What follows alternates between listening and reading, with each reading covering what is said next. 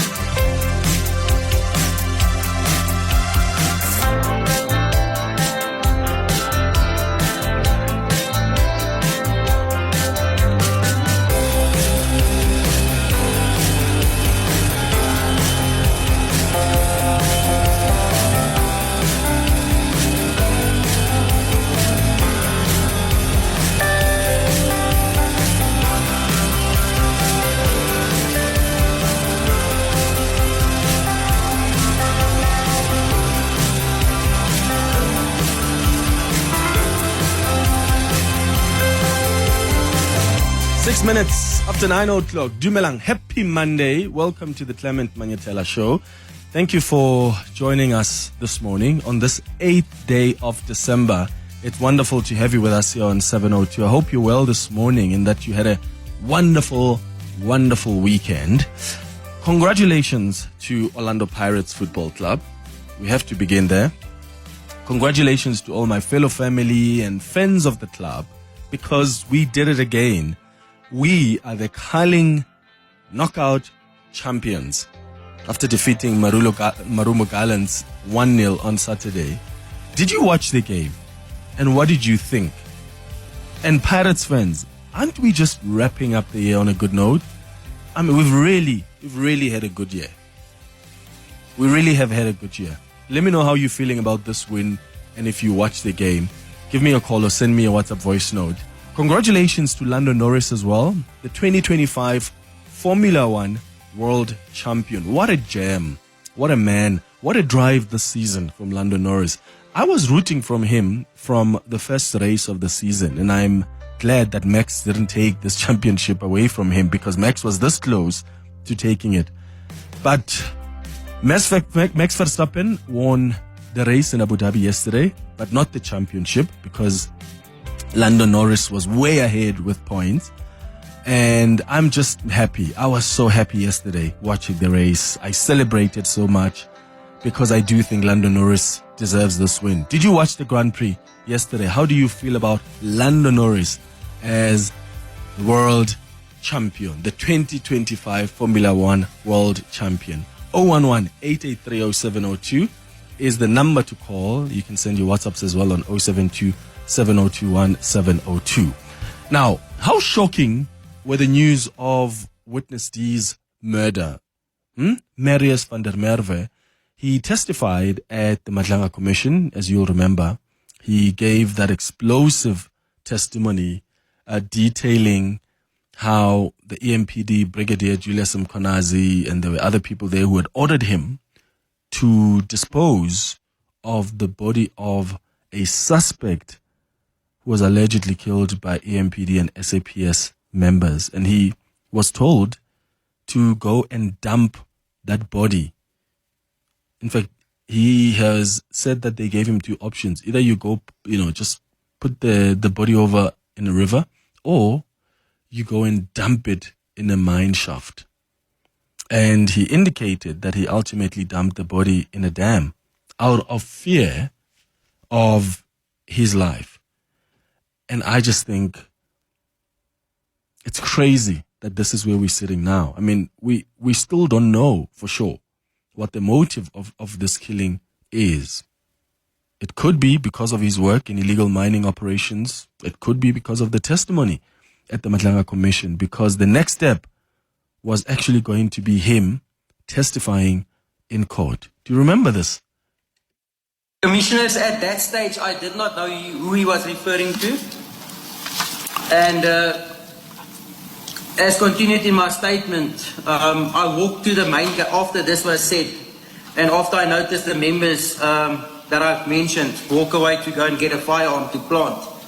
Yes. I walked to the main gate of the property and saw that my vehicle, which is a Ford Ranger, black in color, marked, was parked in by two marked EMPD vehicles, which prevented me from leaving at that point. It made me question the whole scenario and what was currently taking place. A short while after this, Chief Soup, Julius Mkwanazi, JD Mkwanazi arrived at the scene, and we were informed that this is the chief in a dark tracksuit of some sort. At this time, apologies, witness, at this time, did you know who Chief Superintendent Julius Mkwanazi was? It was my first time seeing him that evening, and then it was obviously when Yaku indicated to us that this is Mkwanazi, Chief Soup Mkwanazi. Did you know what unit or institution he's aligned to? From the system, I understood that he was EMPD or Metro Police. EMPD, you say? Yeah, or Metro Police, from the rank structure. Thank you. You may continue. Thank you, Commissioners. So, Jaco Hanekom and Deandre addressed him as chief, and the Metro members, including Jaco, Kershaw, Etienne was with me at that stage. So the Metro members, they all had a meeting with the soup away from myself and Etienne. Shortly afterwards, they returned to where we were. JD Mkwanazi said that we needed to throw the suspect's body into a mine shaft or dump it into a dam. As he said this, he looked at me. Deandre then in turn informed me that I must take the body and dump it. They will show me where and that I should relax. Since my vehicle is marked, Deandre said it won't attract any attention. I was directed by Deandre at this stage where to park my bakkie next to the front door. That is as you come in from the main gate. I was escorted to my vehicle by two EMPD members and told where to park it. Jaco Hanekom essentially broke the gate to allow my vehicle entry into the property. I parked my vehicle at the designated spot and walked towards the main gate where I remained until they were finished. Before you continue, witness to you, apologies, before you continue, you say that when Chief Superintendent Mkwanazi said that the body should be thrown into a mine shaft or dumped into a dam, yes. You make the point of stating that when he said that, he looked at you. What did you interpret that to mean? Commissioners, it was quite clear at this stage that it was expected from me to dispose of the deceased body. So that's what Witness D told the Madlanga Commission. That's what he told. Julius Mkwanazi was asked about this before he wrapped up his testimony last week, and he said, I don't know this guy. But he confirms that he was there at an operation. And in fact, he mentioned this Yako guy and said, Yako is the one who called me at 2 a.m. or whatever, and I had to drive to this operation. So he's confirmed he was there, but he said he doesn't know this guy. And if you speak to the people around this guy who have worked with him, they'll tell you that this is something that weighed heavily on his heart. That's why he decided to go and speak at the Madlanga Commission, because he just wanted to speak out, because he just felt so guilty that there's someone who was killed and they used him to go dump the body in a dam. The next step, as I said, was going to be for him to testify. Again, we still don't know for sure what the motive of this killing is. It could be because of his work in illegal mining. It could be because of this testimony at the commission, because next up, he was going to have to go to court. And there are many people who were at that operation where this suspect died who didn't want to catch some strays. But whatever the motive may be, this is a moment of reckoning for us. This is a moment that requires all of us not only to call for accountability, but to demand it and help the police if you have any information. I mean, this happened in full view of his wife and kids. This murder of Marius. There are people, whether it's the Zamazamas or it's the people he testified about at the Madlaga Commission, there are people who instructed him to dump that body. There are people who stood to benefit from his assassination. And I really, really hope the police will crack this case. And I really hope that as a community, we can help them in doing that. You cannot allow for our country to go down this road where people will be scared to do their job or to blow the whistle on illegal acts because they may be taken out. If you can't investigate crime within the SAPS without someone dying at the hands of that investigation or another criminal force, then we have a problem. We're going to turn into a lawless state. This is a brutal attack on justice and the rule of law, and we should not allow it. And I wonder, because every time I hear of such people who die, I think of other people who are currently doing work that puts them at risk. And if you are that person, how do you feel when you hear such stories? If you're a kind of person who works or whose work puts you at a risk, when people get killed like that for blowing the whistle or for just simply doing their job, how does that make you feel? 011-883-0702 is the number to dial. You can send your WhatsApps on 072-702-1702. Clement Manyathela, streaming on the Prime Media Plus app. DSTV channel 856 92.7 and 106 FM.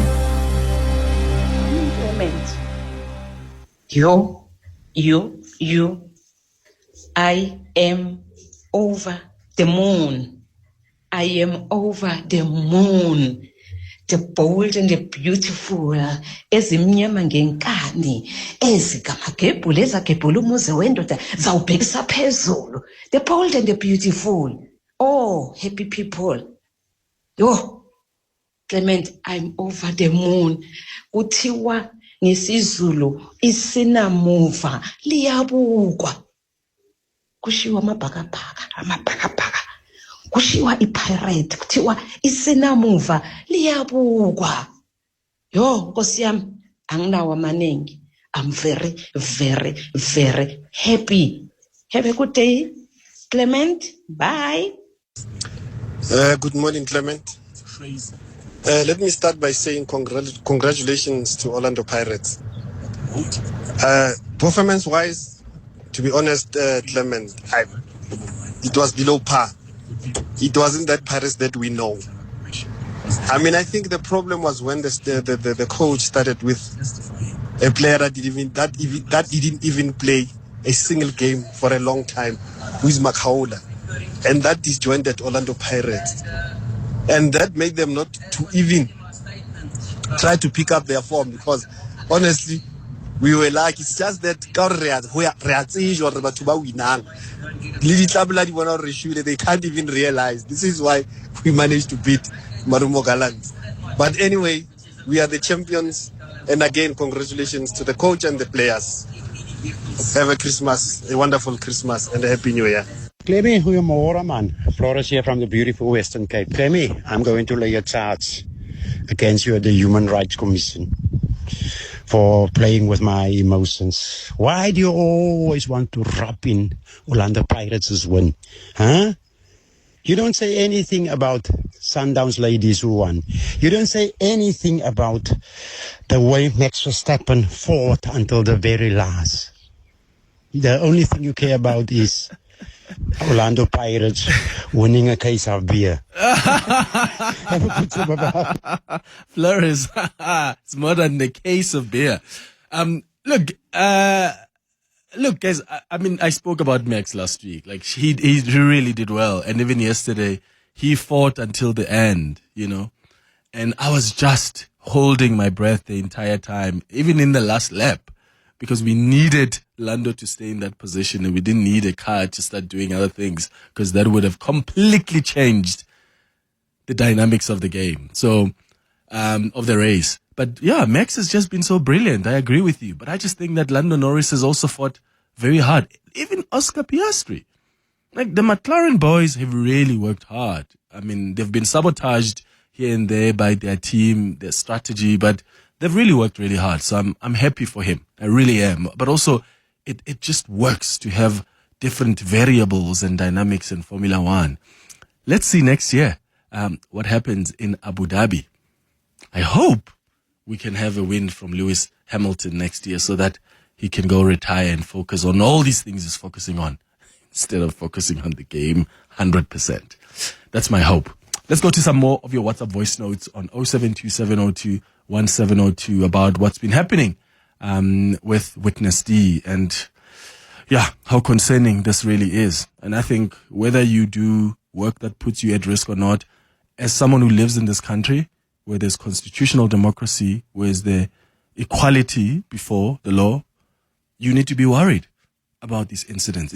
It's becoming so easy to just take people out.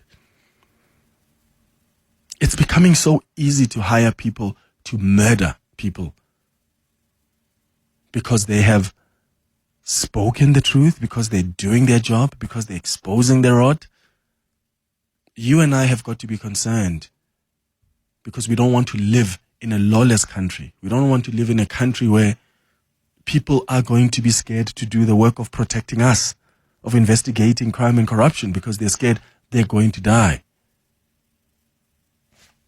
Good morning, Clement. Welcome back, my good sir. Hey, this is sad, man. When you're a witness, when you are a whistleblower, your life is at risk. It's so sad.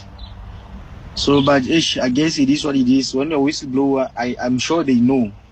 You can't just talk not knowing your life is at risk.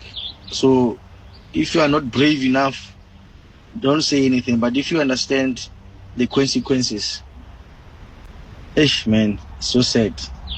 So sad. But I guess it's life. It's part of life. We are all going to die at the end of the day.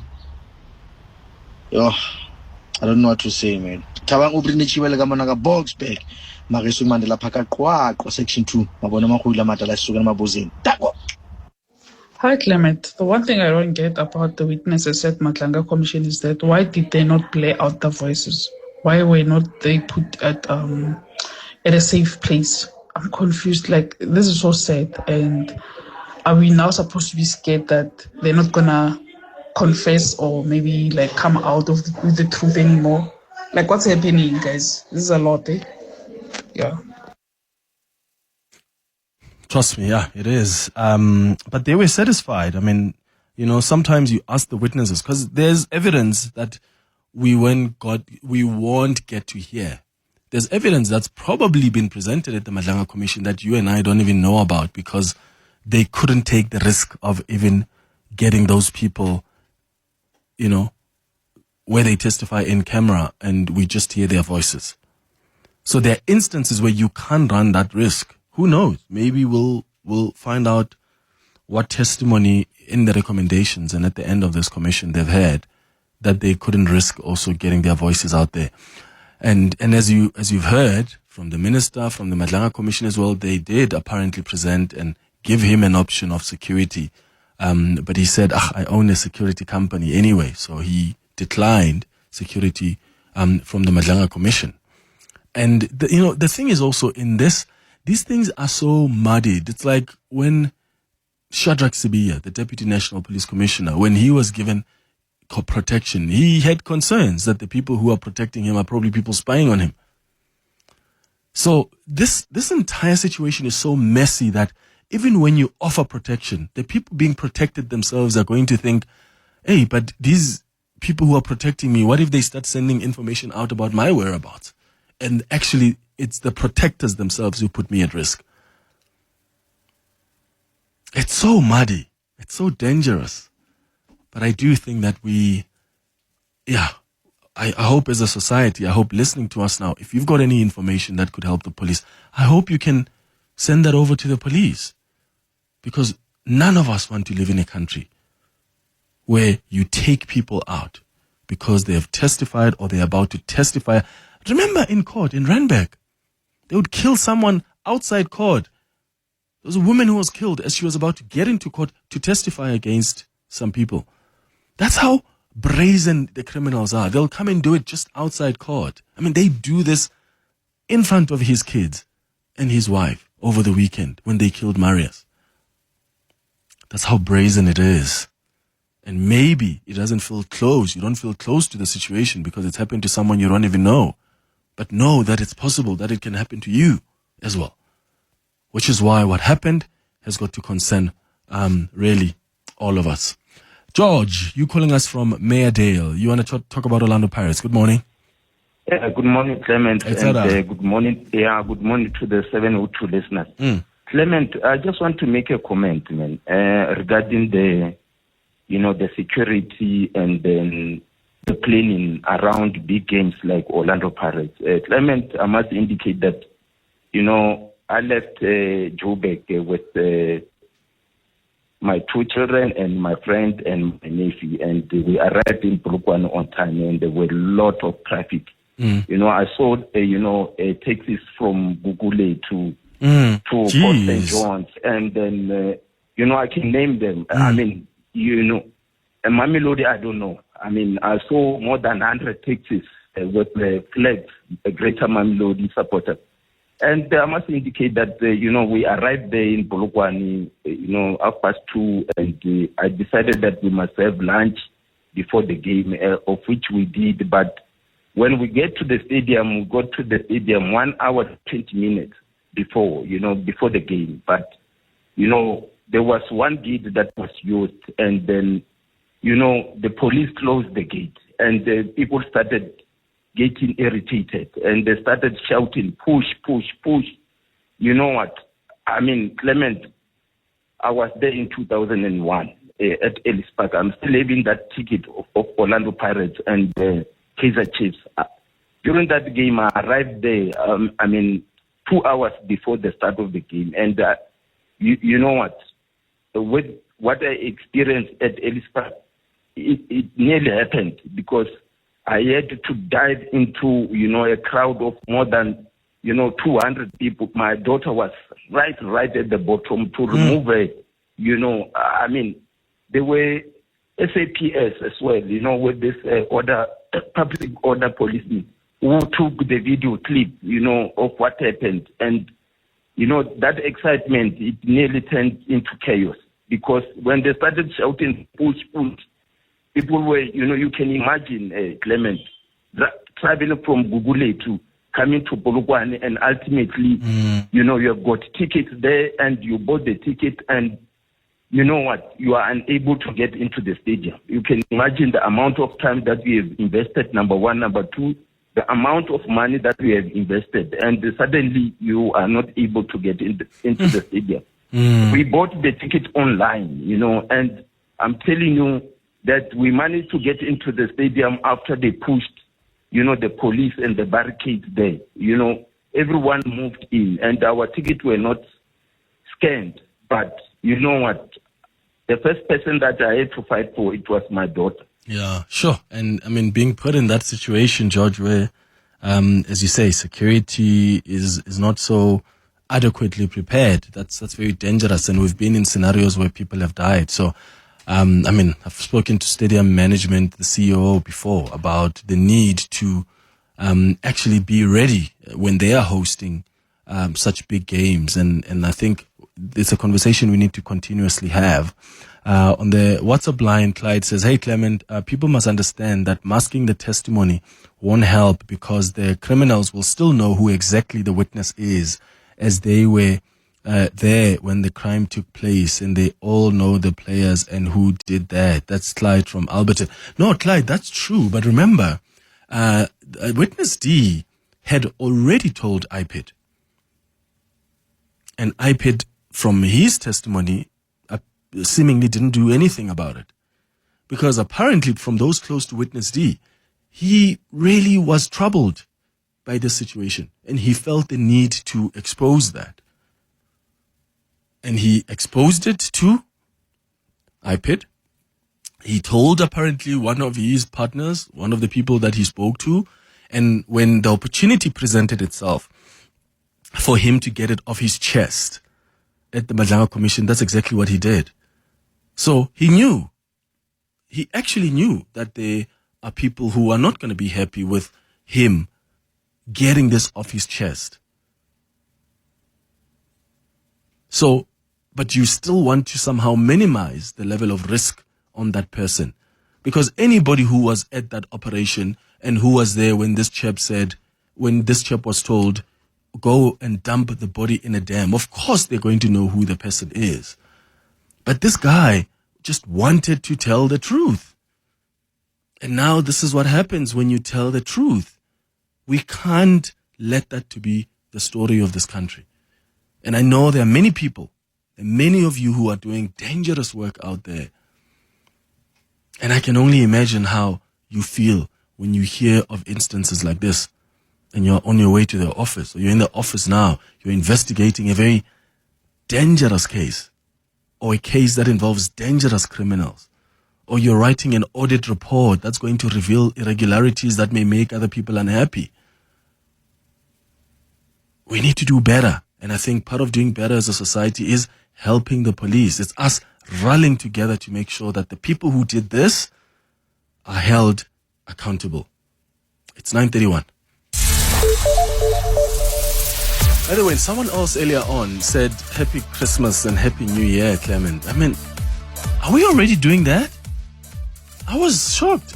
Are we already saying like Happy Christmas and Happy New Year on the 8th of December?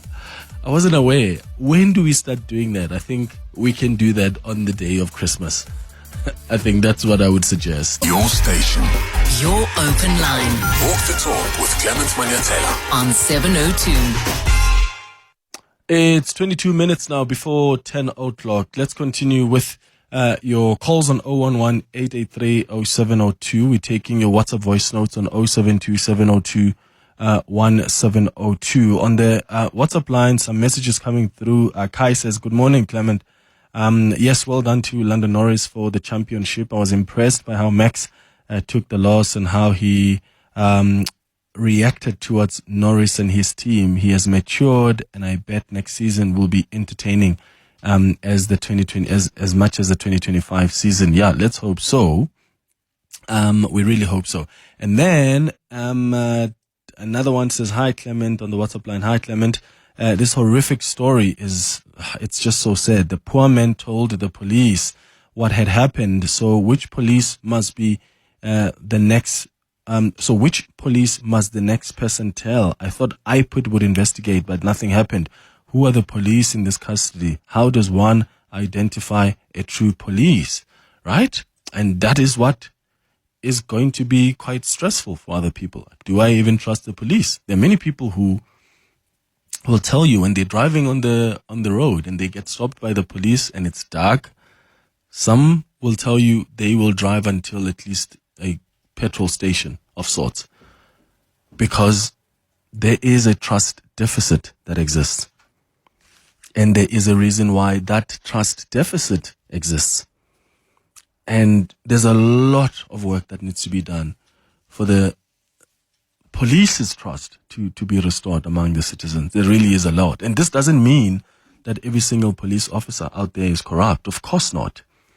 The same way it doesn't mean that every auditor out there looks the other way, or any profession has good and bad people. Our profession too. Your profession too. It does. There are people that will do bad. There are people that will just be passionate about their work and they do their job. But the tough thing is, how do you know who's who in the game? Especially in a case of police officers who've got the authority to just stop you in the middle of nowhere at night. Could you be in danger in that moment? Or could it be that they're doing a legitimate police operation? It's very difficult to tell these days. You think twice before you allow yourself to be stopped by police. How do you even deal with something like that? Let me get some of maybe your experiences. When you get stopped at night, how do you deal with that? And women, even more stressful, because they're not only worried about the possibility of these guys not being police officers, they're worried about the possibility of them being violated. These could be people who just violate you. They could do terrible things to you. But also, this could be people who are not really police officers who just want to rob you. How do you navigate that? I know I've got female friends in my life who don't take Ubers alone at night. It's just how dangerous it is. It's become like that now. So I think we need to be cautious even in our day-to-day. And I want to know how cautious you've become since you've been hearing such stories. So 2 questions. How cautious are you with your job? If you do work that puts you at risk, but also how cautious are you? Because someone is raising the issue of police and not trusting the police. When you get stopped at night, especially at night, do you stop? Or are you one of those that drive to a nearby petrol station, or you drive by somewhere where there's light? Or are you easily trusting of the police? And how do you make sure that they are indeed legitimate police? Do you ask to see their badges? How do you make sure? 011-883-0702, WhatsApp's on 0727021702. Entle says on the WhatsApp line, my question is, the witness gets protection until when? For the rest of their lives? I don't think so. I don't think it's for the rest of their lives. So first of all, there's got to be a security assessment that is made. I don't think you just give anybody like protection, right? In fact, the responsible thing to do is you want to know what kind of protection to give them. So at the very least, you've got to do an assessment, because that advises you on what level of protection is required. And then you make the protection available. And that assessment is something that's got to be done on a regular basis. At some point, you've got to do another assessment so you can figure out if the person is still safe. And a decision can be taken further after that. So that's my response to that question, Entle. Let's go to your WhatsApps. Witness protection, yes. If we cannot trust our own police to look after ourselves, never mind in a witness program, how do you trust the people that's supposed to protect you to not also know the perpetrators? We do not know who knows who.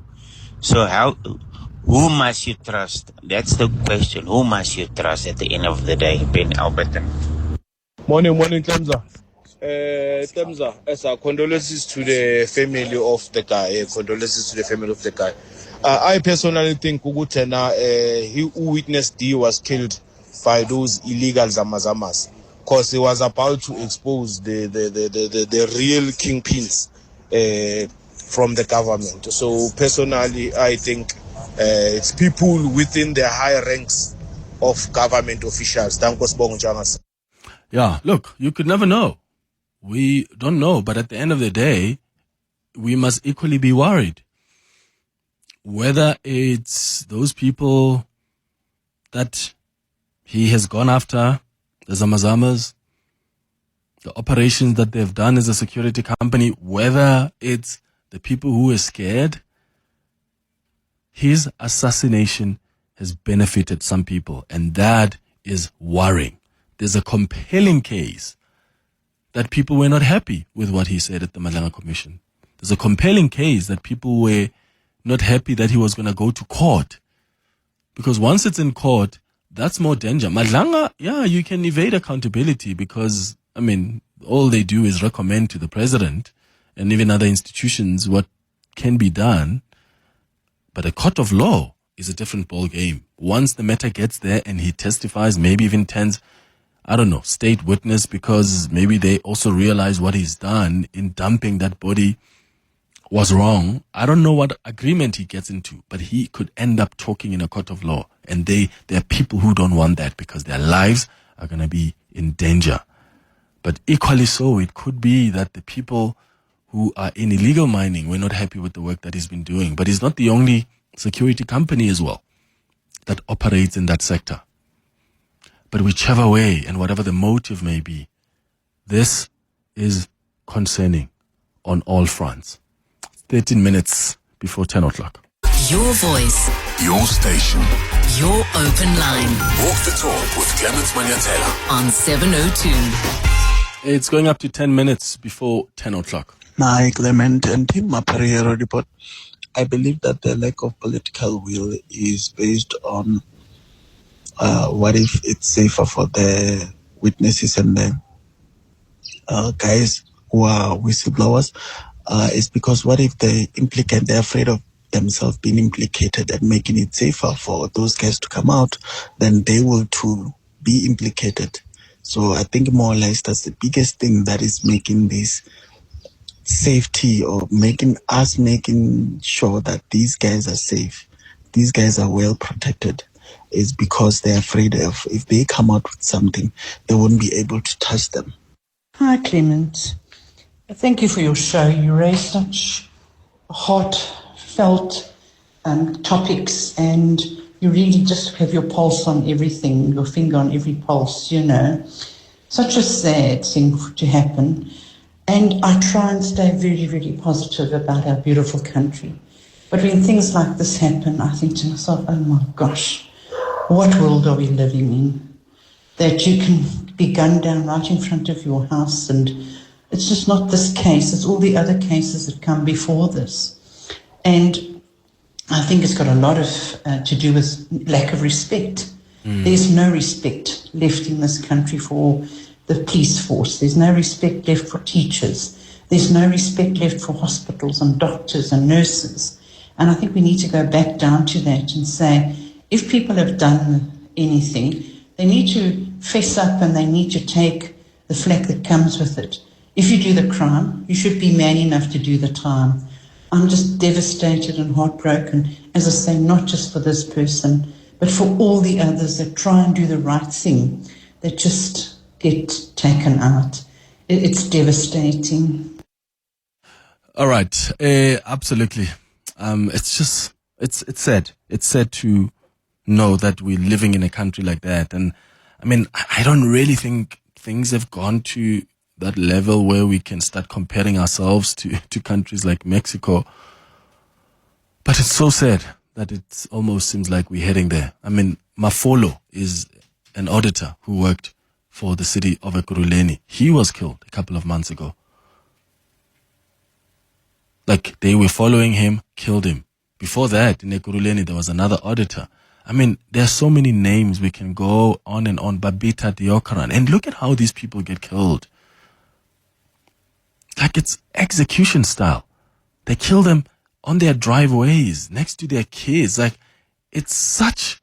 And you can tell that this is more than just getting you out. It's supposed to send a message to other people as well. It's supposed to sort of intimidate you. And you know, the little bit of comfort I get is there are people who are actually willing.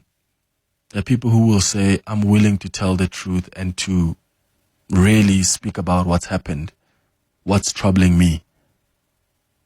And if that means that my life will end because of that, the people who take those decisions, they'll live with the consequences.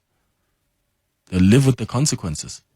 But I know that I want to be free and I want to tell the truth, or I want to expose this rot. And I think that's what we have to celebrate about these people who often find themselves as victims. But while we do that, we need to ask serious questions and demand accountability. Something has got to give. This cannot be our country. We cannot have such an attack on justice and the rule of law, and we continue as if nothing happened. Listen to what the Minister of Justice, Mamulo Kukubai, said. This is a couple of months ago. In fact, I had asked her about the issue of whistleblowers. The issue of protection, because one of the things that was concerning, I mean, it was certainly a concern to me even before the Madlanga Commission started, was I was thinking about the witnesses.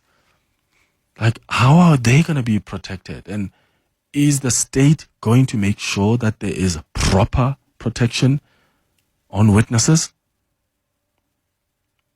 And I remember that's a question that the News 24 legal journalist Karen Mon was also consistently asking about witness protection, because these things can easily get out of hand. Listen to how the Minister of Justice addressed the matter of witness protection at the start of the Madlanga Commission. There's another crucial issue here, Minister, that I'd like to get clarity on. How are you going to ensure the protection of whistleblowers who may want to provide information to this inquiry as the Department of Justice? We have proposals that we've got, including the guideline on how to protect whistleblowers. This taking from the Commission of State Capture, the Zondo Commission. Unfortunately, we were meant to meet with the commissioners on Monday, which they have requested cancellation or postponement. I am meeting them on Thursday, and once those will be done, we'll finalize and put them in place. We will not share more details about this Clement in the public, because protection of whistleblower has to be protected as well. Because the minute you share details, then you're compromising even the process itself. But I can assure South Africans that work is being done to ensure full protection of the whistleblower, but also even the commission. We have taken a decision to protect the commissioners and the lead investigator. We are doing assessment for the other team members to see their risk. Currently, we're sitting at medium risk for the Madlanga Commission in terms of venue and the personnel. We're sitting at low risk for the TRC Commission, Kambebe Commission. Yeah. Yeah, so that was the Minister of Justice when we were asking questions about the issue of security. Jeremy Michaels had also explained, who speaks on behalf of the Madlanga Commission, how they were going to approach the issue of ensuring that there's adequate protection for the witnesses. On the question of witness protection, the terms of reference are quite unique in that it requires the Commission to provide and so to that extent, we have taken lessons from the State Capture Commission of Inquiry, the Zondo Commission as it is commonly known. So we've taken those lessons, but given the unique nature of this commission, which has within its sights, within the terms of reference, some of the very state entities which are charged with responsibility for witness protection. So we are innovating, and we are not going to discuss those details in public precisely because it deals with witness protection and their safety is sacrosanct. So unfortunately we are not able to get into that detail, but we hope that that gives you, members of the media, and the public a sense of our approach to dealing with this very sensitive matter, security-related matter. Now, the net joints and the Madlanga Commission released a joint statement where they explained that net joints co-chairs, which is inclusive of the SAPS, the SANDF, and the State Security Agency, have actually met over the weekend to have a discussion about what happened to Marius van der Merwe and what action is actually going to be taken. And it was at that meeting that an agreement was reached that they will enhance the Commission's security operational plan over the next couple of days. So there are extensive measures that they told us in a statement that they've put in place to secure witnesses and officials since the start of the Commission.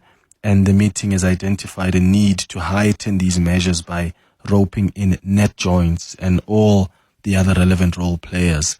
So as these investigations continue into the matter of Van der Merwe, members of the public, we are being urged to stop speculating, and they are promising that they'll get to the bottom of this. And I'm saying that we need to see how we can help them. If you have any kind of information, you've got to try and assist the police. Otherwise, we're gonna really get into a space in this country where it's just lawlessness all around. Let's wrap up with this WhatsApp voice note. Good morning. It seems that no expense is spared when it comes to protection for our senior politicians or even more junior politicians. It's a pity the same approach is not taken for whistleblowers and witnesses at these commissions. Thanks, Justin. Yeah, Justin. True. So much money spent there. We need to do better. Tsepi says, Clement, the death of Witness D is really sad and disturbing. What is more of a concern is President Cyril Ramaphosa's silence on this. I would have expected him to publicly condemn the killing of Witness D. He did. He spoke over the weekend. I think they were preparing for the NGC or they were doing a walkabout somewhere.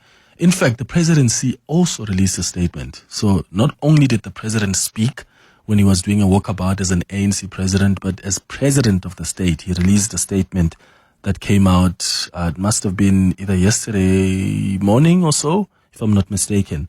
Another one says, hey, Clement, people must understand that masking the testimony won't help because the criminals will still know who exactly the witness is. They were there when the crime took place, and they know all the players and who did what. Another one says, Clement, after that horrific story, the poor men told the police, and nothing really happened.